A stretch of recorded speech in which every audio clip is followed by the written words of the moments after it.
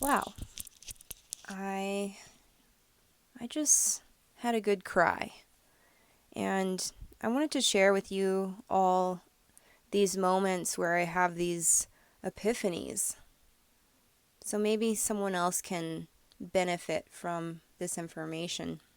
I learned something very valuable from my elders, the people that came before me and my family. What I've learned from them is that it's very important to disidentify with my pain.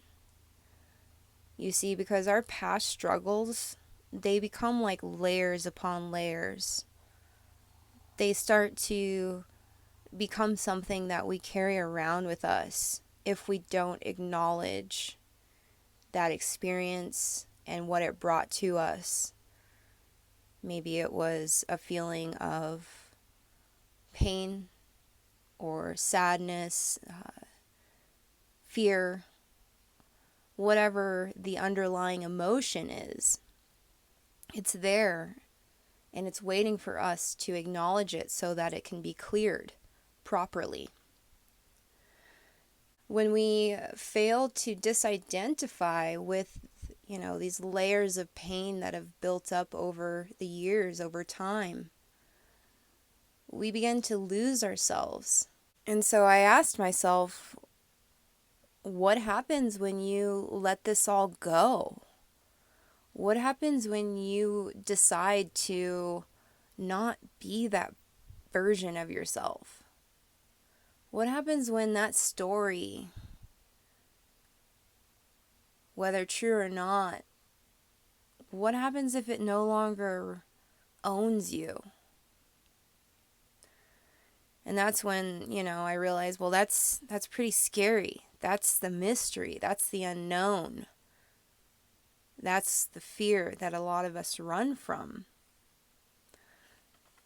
But on my own journey, I'm really learning to push myself because something I've also realized is purity is allowing yourself to remain in an untouched state.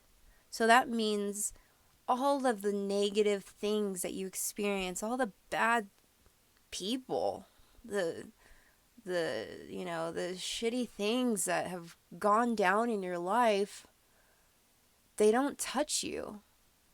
And that means you don't become bitter. So that's been my drive, is to restore purity. The essence of my being is untouchable. I'm not allowing identification with pain to take me down. I've really wanted to work through those, avoidant, dismissive blockages that we build up when, we experience pain.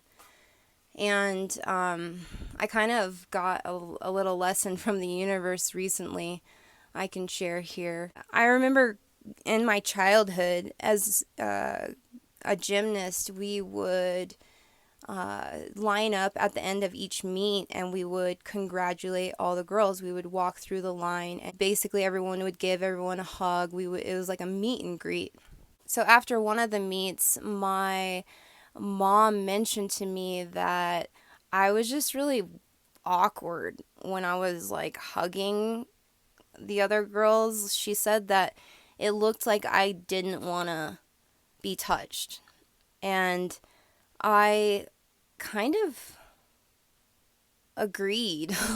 I realized over time that that was something that I had struggled with. I am so sensitive. I don't like to be in close proximity to anything other than like animals sometimes, and that's a pain barrier, that's something that I have to work through. It's like I don't know if touch is safe, or is it unconditionally loving, is all I have all these questions about that. And Like I said, the universe gave me a lesson recently at the grocery store. I was standing in an aisle. I think I was looking for like the B12 or something, and you're reading through all the different supplements. So I'm just standing there in the aisle, and all of a sudden a huge family, like a group of people, like 8 people or so, walked up behind me, and I just feel like this presence, and I'm listening to the kids talking. They're foreign, and I'm just hearing like this French language. But what really was getting my attention was how close they were getting to me. It was like I was just like a ghost there, but I saw that they were like lovingly kind of embracing the situation. Even the mother came up right behind me and almost nudged her shoulder to me. And that lioness territorial response just is so naturally ingrained, but I felt the vibration, the frequency of her energy, and it was so kind. There was just nothing but like goodness. And so I just, I don't know, I just kind of melted and was like, okay, you guys are here and I'm looking for my B12 and I'm freaking out because I'm not freaking out. And that was so lovely. It was like the universe just being like, hey, okay, porcupine, you need to chill out. You deserve to be like acknowledged and held. And even if it is like an awkward human moment, there's like a togetherness that you long for. And just working through that, like disidentifying with our pain. It's not me who doesn't want to be touched. That's the pain. Me, I'm a snuggler, teddy bear, little doll. But it has to be pure. The intention has to have like this innocence for me to be able to heal around that.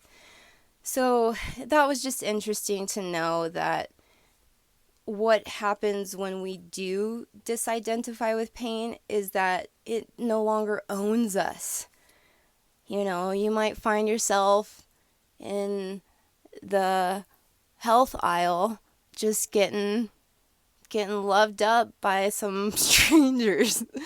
But it's all good. Just face the wound and know that there's always that point of transformation. There's always that point where something can change.